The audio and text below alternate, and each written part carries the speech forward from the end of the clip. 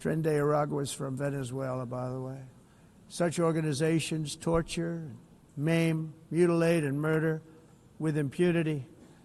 They're the enemies of all humanity. For this reason, we've recently begun using the supreme power of the United States military to destroy Venezuelan terrorists and trafficking networks led by Nicolas Maduro.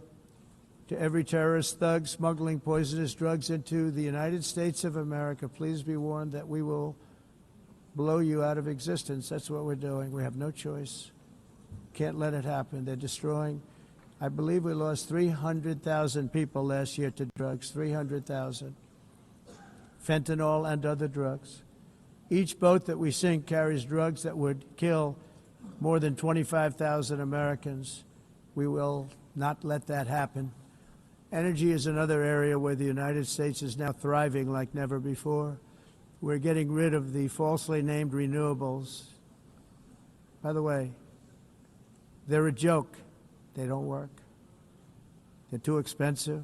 They're not strong enough to fire up the plants that you need to make your country great.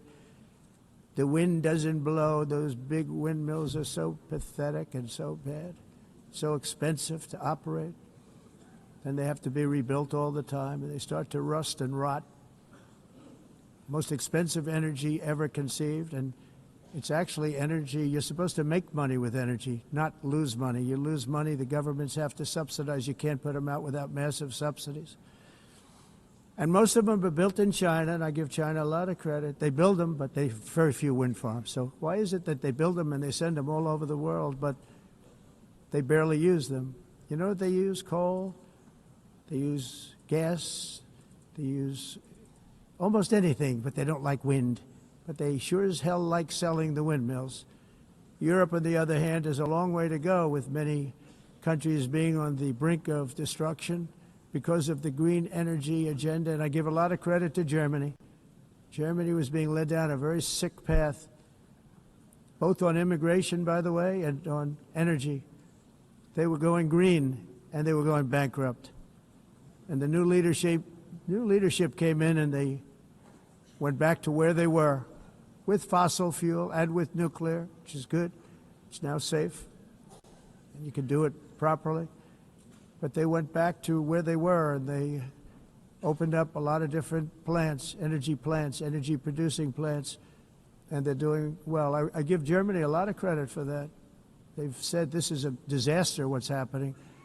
They were going all green. All green is all bankrupt. That's what it represents. And it's not politically correct. I'll be very badly criticized for saying it, but I'm here to tell the truth. I don't care. It doesn't matter to me. I'm in New York City. I'm feeling a lot safer. Crime, we're getting crime down. And by the way, speaking of crime, Washington, D.C. Washington, D.C. was the crime capital of America. Now it's a totally, after 12 days, it's a totally safe city. Everyone's going out to dinner. They're going out to restaurants. Your wife can walk down the middle of the street with or without you. Nothing's going to happen.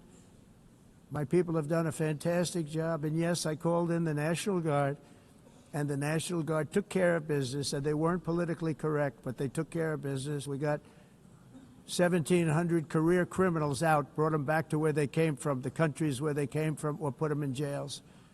Washington, D.C. is now a totally safe city again, and I welcome you to come. In fact, we'll have dinner together at a local restaurant, and we'll be able to walk. We don't have to go by an armor-plated vehicle. We'll walk right over there from the White House. They've given up their powerful edge, a lot of the countries that we're talking about, in oil and gas, such as essentially closing the great North Sea oil. Oh, the North Sea, I know it so well.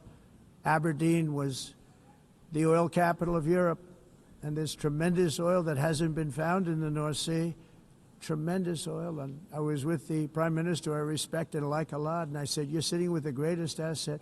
They essentially closed it by making it so highly taxed that no developer, no oil company can go there. They have tremendous oil left, and more importantly, they have tremendous oil that hasn't even been found yet. And what a tremendous asset for the United Kingdom. And I hope the Prime Minister is listening, because I told it to him 3 days in a row. That's all he heard. North Sea oil, North Sea, because I want to see them do well. I want to stop seeing them ruining that beautiful Scottish and English countryside with windmills and massive solar panels that go 7 miles by 7 miles, taking away farmland. But we're not letting this happen in America. In 1982, the executive director of the United Nations Environmental Program predicted that by the year 2000, climate change would cause a global catastrophe. He said that it will be irreversible, as any nuclear holocaust would be. This is what they said at the United Nations. What happened? Here we are. Another UN official stated in 1989 that within a decade, entire nations could be wiped off the map by global warming. Not happening. You know, it used to be global cooling. If you look back years ago in the 1920s and the 1930s, they said, global cooling will kill the world. We have to do something. Then they said global warming will kill the world. But then it started getting cooler, so now they could just call it climate change, because that way they can't miss. It's climate change. Because if it goes higher or lower, whatever the hell happens, there's climate change. It's the greatest con job ever perpetrated on the world, in my opinion. Climate change, no matter what happens, you're involved in that. No more global warming, no more global cooling. All of these predictions made by the United Nations and many others, often for bad reasons, were wrong. They were made by stupid people that have cost their countries fortunes and given those same countries no chance for success. If you don't get away from this green scam, your country is going to fail. And I'm really good at predicting things, you know. They actually said during the campaign they had a hat, the best-selling hat. Trump was right about everything. And I don't say that in a braggadocious way, but it's true. I've been right about everything. And I'm telling you that if you don't get away from the green energy scam, your country is going to fail. And if you don't stop people that you've never seen before, that you have nothing in common with, your country is going to fail. I'm the President of the United States, but I worry about Europe. I love Europe. I love the people of Europe. And I hate to see it being devastated by energy and immigration. This double-tailed monster destroys everything in its wake, and they cannot let that happen any longer. You're doing it because you want to be nice. You want to be politically correct, and you're destroying your heritage. They must take control strongly and immediately of the unmitigated immigration disaster and the fake energy catastrophe before it's too late. The carbon footprint is a hoax made up by people with evil intentions, and they're heading down a path of total destruction. You know, the carbon footprint was a big, big thing a few years ago.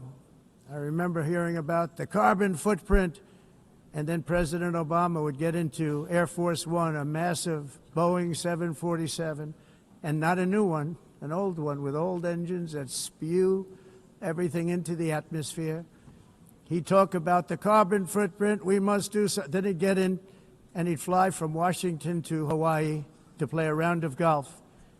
And then he'd get back onto that big, beautiful plane and he'd fly back and he'd talk about, again, global warming and the carbon footprint.